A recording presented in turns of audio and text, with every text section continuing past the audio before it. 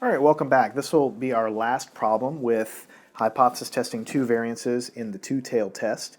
And so we want to do a full-blown word problem. What we have is a study claims that the variance in the heart rate of smokers is different than the variance in the heart rate of non-smokers. Makes sense to me, potentially anyway. The sample variance in 5 smokers is calculated from we asked, take their heart rate, figure out what the sample variance is in that heart rate of 5 smokers. We get 545. The sample variance in 5 non-smokers is 103. Test the claim at a 0.01 level of significance. First of all, you need to understand what is going on.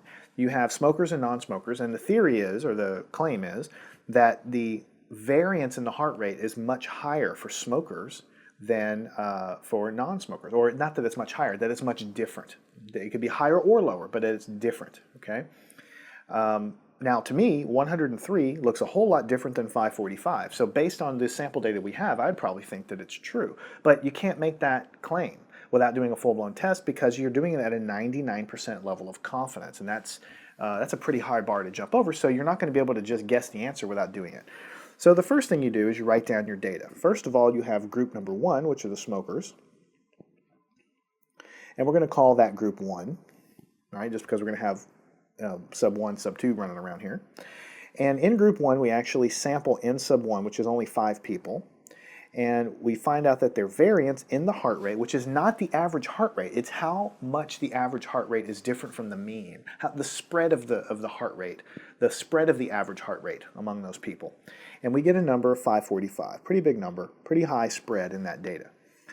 Then we have the non-smokers.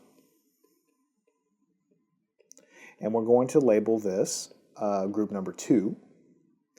And then what we say is that we have n sub 2, which is how many people we choose from there, which is also 5, and S2 squared, which is the sample variance there of 103.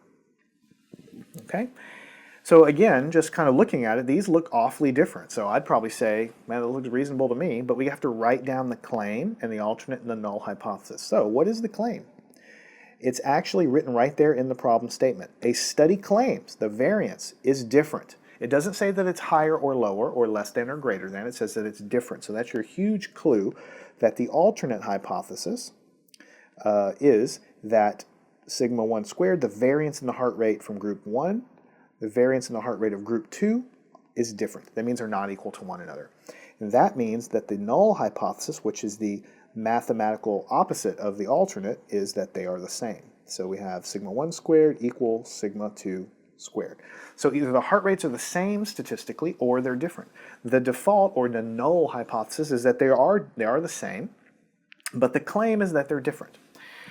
And the other important piece of information is that look at this, the claim has an M in it, that the level of significance is 0.01, which is really high, 99% level of confidence, right? So what we want to do at this point is draw a picture, draw our rejection regions, and then calculate the boundaries for the rejection regions from the tables, and then figure out from our data where the test statistic is, and then we'll either reject it or we won't.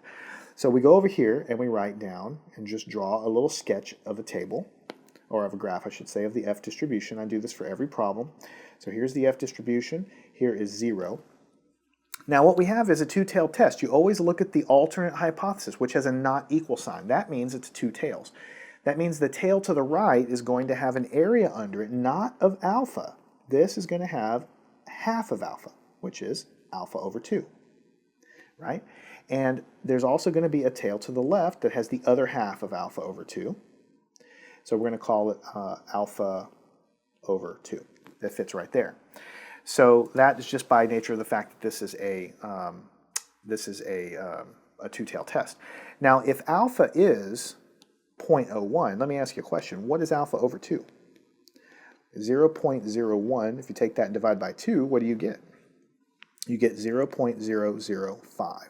So that means the shaded area off to the right is going to be 0.005, and the shaded area to the left is 0.005, because they have to add together to give you the level of significance of your problem, which is 0.01. Now, all that remains is to figure out what this value of f is, and what this value of f is, the critical boundaries, and then we'll proceed from there. So this one, we call it f sub alpha over 2 for a two-tailed test because it has an area